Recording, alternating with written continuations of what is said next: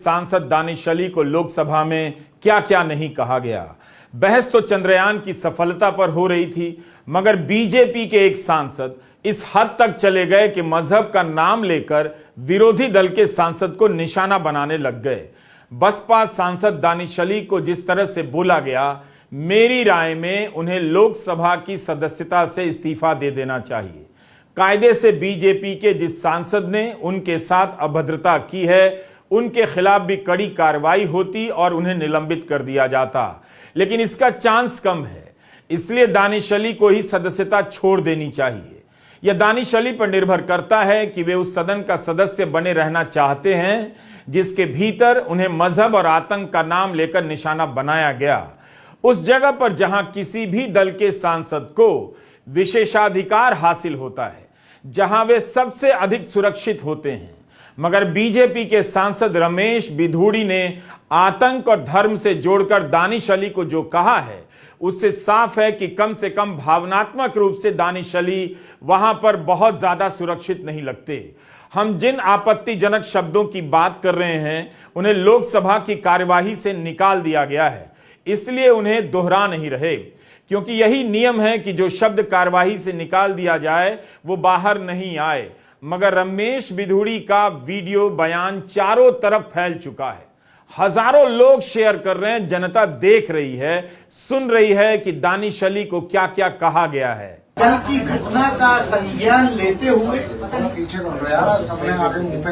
जो उचित कार्रवाई वो करेंगे। मैंने नोटिस दिया है, क्योंकि सब चीज रिकॉर्ड पे है और ये पहली बार हुआ है कि एक चुने हुए सांसद के खिलाफ इतनी अमर्यादित भाषा, इस तरीके की धमकी। मैं पूछना चाहता हूं, क्या आरएसएस की शाखाओं में, क्या प्रधानमंत्री नरेंद्र मोदी जी के नए भारत की प्रयोगशाला में कैडर को यही पढ़ाया जाता है? जिस तरीके का कल दुनिया की लोकतंत्र की, we are mother of democracy according to honourable prime minister and we are proud of it. उस मदर ऑफ डेमोक्रेसी के टेंपल में एक चुने हुए सांसद के खिलाफ जिस तरीके के अल्फाज, मुल्ला, कटवा, आतंकवादी, उपद्रवी, ये क्या है? इस देश में हो क्या रहा है? ये हो क्या रहा है? रूह भी कांप जाती है वो अल्फाज सुन के। मैं रात भर सो नहीं पाया, दिमाग की नस फटने को तैयार थी है मेरी। मैं इंतजार कर रहा हूं कि मैं करूं तो करूं क्या, जब मेरे जैसे चुने हुए व्यक्ति की स्थिति आज इस देश में यह है, तो एक आम आदमी की स्थिति क्या होगी? मुझे उम्मीद है कि मेरे साथ न्याय होगा। आदरणीय स्पीकर साहब कार्रवाई करेंगे, नहीं तो मैं भरे मन से इस सदन को भी छोड़ने पर विचार कर रहा हूं, क्योंकि ये एक सभ्य समाज में बर्दाश्त नहीं किया जाता। दानिश अली आहत हैं, आक्रोशित हैं, पर उन्हें विचार नहीं करना चाहिए, लोकसभा से इस्तीफा दे देना चाहिए। यह मेरी अपनी राय है। जिस सदन में एक सांसद ने उन्हें इस तरह की बातें कही हैं, उन बातों ने दानिश को सदन के लिए वैसे ही पराया कर दिया है, हमेशा हमेशा के लिए। लंबे समय से राजनीति में दानिश अली हैं। 2019 में बसपा के टिकट पर यूपी के अमरोहा से चुनाव जीते, पहली बार सांसद बने। बसपा में आने से पहले लंबे समय तक जनता दल सेक्युलर में रहे और एचडी देवेगौड़ा की पार्टी में काम करते रहे। संसद में इनकी भागीदारी का ट्रैक रिकॉर्ड शानदार मालूम पड़ता है। पीआरएस के रिसर्च से पता चलता है कि सदन के भीतर दानिश अली का रिकॉर्ड बेहतरीन है। संसद के अधिकतर सत्रों में इनकी उपस्थिति 100% रही है और औसत उपस्थिति 98% रही है। इन्होंने 139 डिबेट में हिस्सा लिया है और कुल 191 सवाल पूछे हैं। हाल ही में अविश्वास प्रस्ताव के समय दानिश अली ने संसद टीवी की एक चालाकी पकड़ ली। जिस समय बहस चल रही थी उस समय संसद टीवी पर मोदी सरकार की 9 साल की उपलब्धियों की एक पट्टी चल रही थी। दानिश अली ने देखा और उनके ही टोकने के बाद इसे रोका गया। बीजेपी के सांसद हैं रमेश बिधूड़ी, दक्षिण दिल्ली से, जो संभ्रांत इलाका माना जाता है, समृद्ध इलाका माना जाता है। सोशल मीडिया पर जो वीडियो वायरल है उसे सुनकर किसी का भी सर शर्म से झुक जाना चाहिए। दानिश अली ने बताया कि वे इतने आहत हो गए कि रात भर नींद नहीं आई। जाहिर सी बात है, सड़क पर दी जाने वाली गालियां, सांप्रदायिक नफरत से भरे शब्दों को लोकतंत्र के मंदिर में दोहराया जाए, उसमें आस्था रखने वाले किसी भी नागरिक की नींद उड़ ही जानी चाहिए। दानिश अली ने लोकसभा अध्यक्ष को एक पत्र लिखा है। इस पत्र में लिखा है कि रमेश बिधूड़ी ने मेरे खिलाफ गंदे से गंदे शब्दों का इस्तेमाल किया जो लोकसभा के रिकॉर्ड का हिस्सा है। उन्होंने मुझे मुल्ला, उग्रवादी, आतंकवादी आदि कहा है। अफसोस की बात है कि यह सब संसद की नई इमारत में कहा गया। इससे मेरा दिल टूट गया है। इस महान देश के अल्पसंख्यक सदस्य के बारे में इस सदन में इस तरह की बातें कही गई हैं। इसलिए मैं रूल 222, 226, 227 के तहत नोटिस दे रहा हूं और चाहता हूं कि रमेश बिधूड़ी के खिलाफ कार्रवाई हो। इस मामले को विशेषाधिकार कमेटी के पास भेजा जाए और इस मामले में जांच के भी आदेश दिए जाएं। नई पार्लियामेंट की शुरुआत बिधूड़ी से हुआ है, इनके शब्दों से हुआ है और ये बीजेपी की मंशा को दर्शाता है। ये बिधूड़ी जो कह रहे हैं ये बीजेपी की मंशा है। मैं रक्षा मंत्री का खुद बहुत आदर करता हूं, सम्मान करता हूं।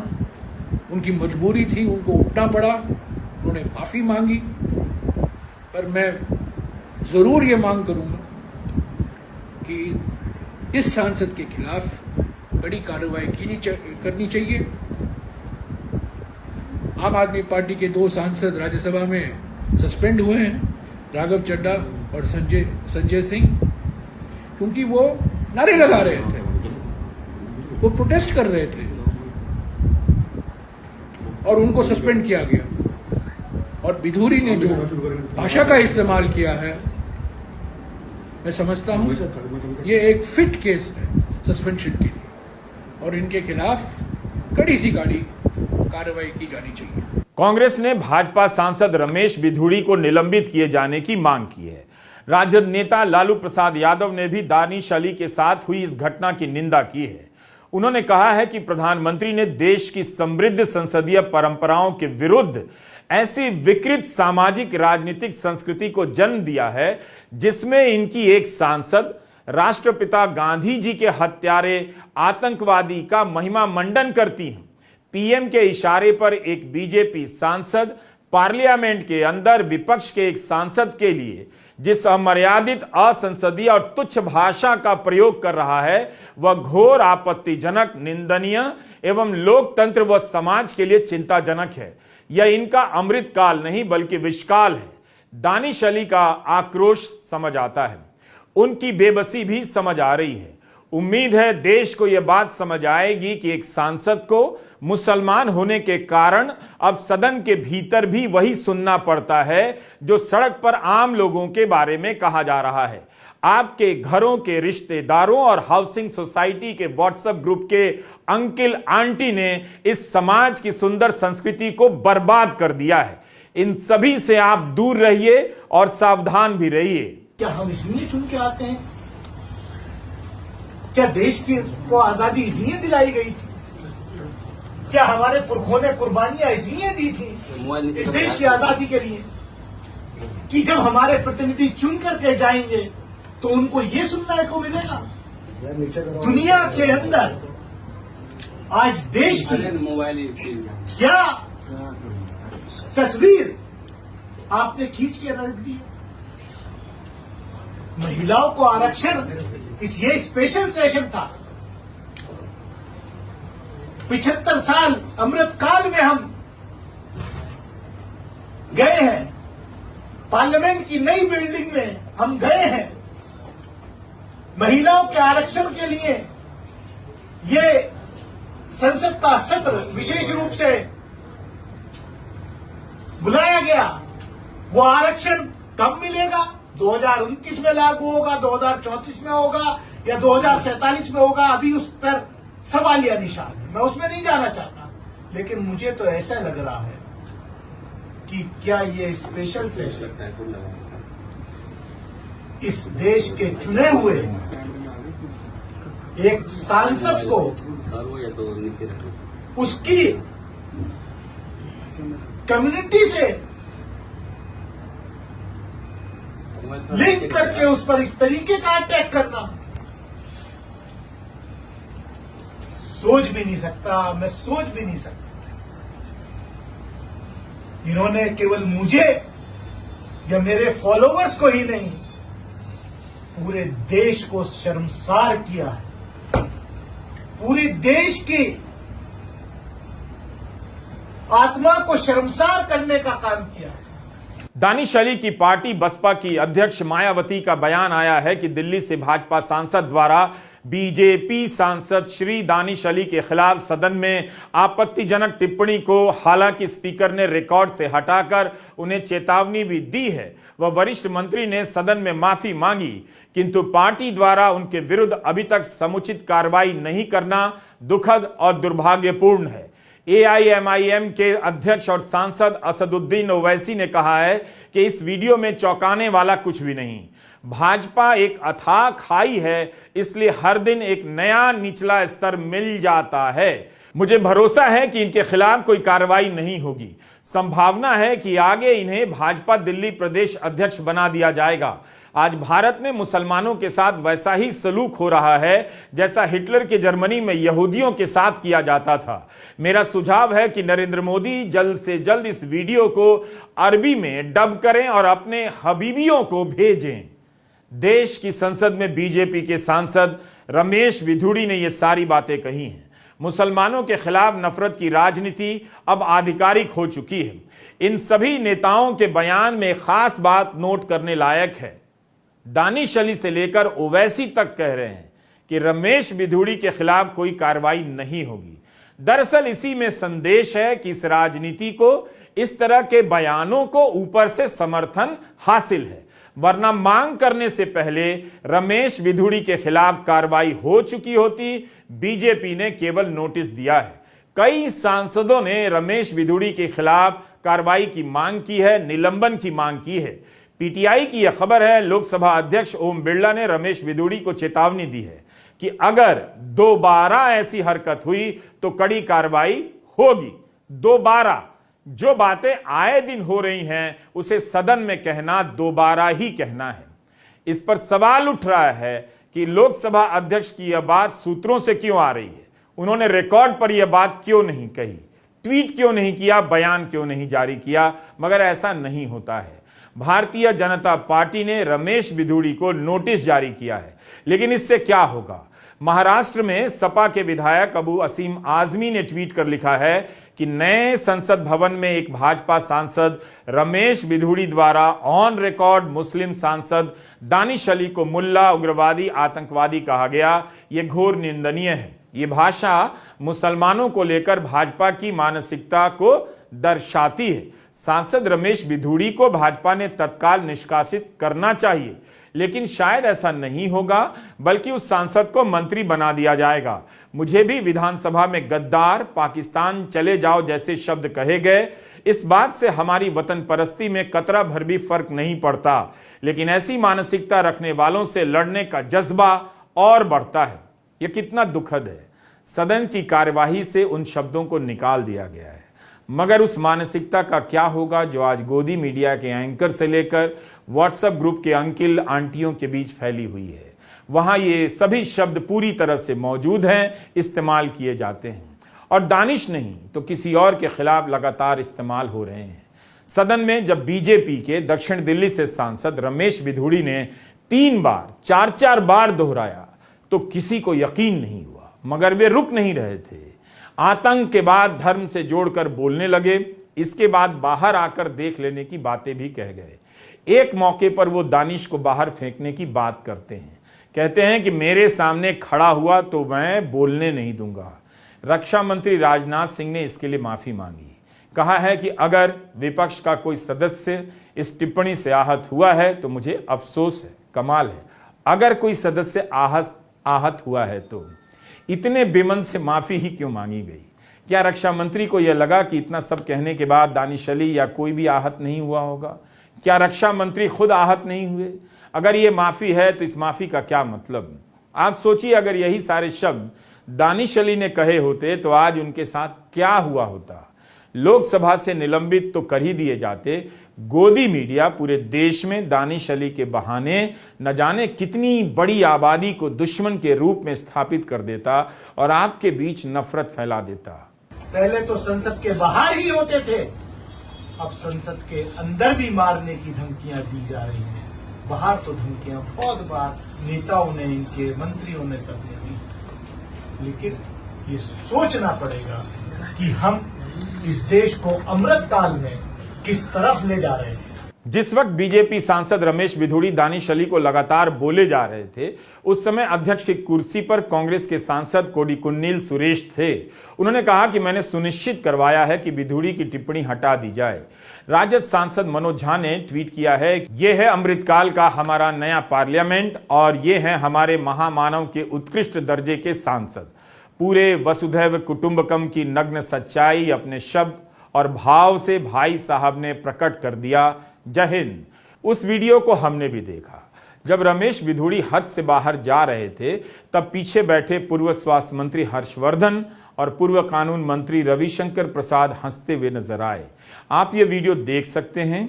इस पर हर्षवर्धन ने ट्वीट कर लंबा चौड़ा बयान जारी किया है। उन्होंने इस बयान में लिखा है कि दो सांसद एक दूसरे के खिलाफ असंसदीय भाषा का इस्तेमाल कर रहे थे। फिर आगे जाकर उसी पत्र में यह भी लिखते हैं कि उन्हें शोर शराबे में साफ साफ पता नहीं चल रहा था। सवाल है कि दानिश अली ने ऐसा क्या कहा होगा? क्या कहा भी है? एक्सप्रेस में दानिश अली का बयान छपा है कि बिधूड़ी ने जब प्रधानमंत्री के बारे में कहा तो मैंने उन्हें टोका कि कोई भी प्रधानमंत्री के बारे में इस तरह की बात नहीं करता है। उसके बाद वे अनाप शनाप बोलने लग गए। खैर, हम पूरा पत्र तो नहीं पढ़ रहे डॉक्टर हर्षवर्धन का, लेकिन उनके पत्र का एक बड़ा हिस्सा जरूर पढ़ेंगे। हर्षवर्धन लिखते हैं कि मैंने अपना नाम ट्विटर पर ट्रेंड होते देखा है, जहां लोगों ने मुझे इस दुर्भाग्यपूर्ण घटना में बेवजह घसीटा है, जहां दो सांसद सदन में एक दूसरे के खिलाफ असंसदीय भाषा का इस्तेमाल कर रहे थे। हमारे वरिष्ठ और सम्मानित नेता श्री राजनाथ सिंह जी पहले ही दोनों पक्षों द्वारा इस तरह की अनुचित भाषा के उपयोग की निंदा कर चुके हैं। मैं अपने मुस्लिम दोस्तों से पूछता हूं जो आज सोशल मीडिया पर मेरे खिलाफ लिख रहे हैं, क्या वे वास्तव में मानते हैं कि मैं कभी भी ऐसी अपमानजनक भाषा के इस्तेमाल में भागीदार बन सकता हूं जो किसी एक समुदाय की संवेदनाओं को ठेस पहुंचाती हो? यह नकारात्मकता से भरी एक द्वेषपूर्ण, बेबुनियादी, पूर्णतः झूठ और मन गढ़ंत कहानी है और सोशल मीडिया पर कुछ निहित राजनीतिक तत्वों द्वारा मेरी छवि को खराब करने के लिए इसका इस्तेमाल किया जा रहा है। हालांकि मैं वहां एक दूसरे पर फेंके जा रहे शब्दों की नोक-झोंक का प्रत्यक्षदर्शी जरूर था। सच बात तो यह है कि उस शोर शराबे में मैं स्पष्ट रूप से कुछ भी समझ नहीं पा रहा था। हर्षवर्धन के पत्र का पूरा हिस्सा हमने नहीं लिया, मगर इसमें वे विस्तार से बता रहे हैं कि कैसे चांदनी चौक की ऐतिहासिक गलियों में फाटक तेलियान, तुर्कमान गेट में पैदा हुए, यहीं पले बढ़े, अपने मुस्लिम दोस्तों के साथ खेलते हुए बड़े हुए। ये जवाब बेहद दिलचस्प है। वे बिधूड़ी के खिलाफ कार्रवाई की बात नहीं करते हैं, ठीक से निंदा भी नहीं करते हैं, मगर अपने बचाव में बचपन की यादों को ले आते हैं जहां वे किसी मुसलमान दोस्त के साथ खेला करते थे। आज उनके साथ के सांसद हैं रमेश बिधूड़ी। उनके साथ भी तो हर्षवर्धन का दिन रात उठना बैठना होता रहा होगा। बिधूड़ी दिल्ली के ही है, फिर बिधूड़ी के बयान की निंदा में इतनी बातें क्यों नहीं कह पाए? बिधूड़ी के मामले में बचाव करना था तो हर्षवर्धन को बचपन याद आ गया। लोकसभा की यह घटना साधारण नहीं है, मगर इस पर भी प्रधानमंत्री की चुप्पी इसे साधारण बना देगी। नमस्कार, मैं रवीश कुमार।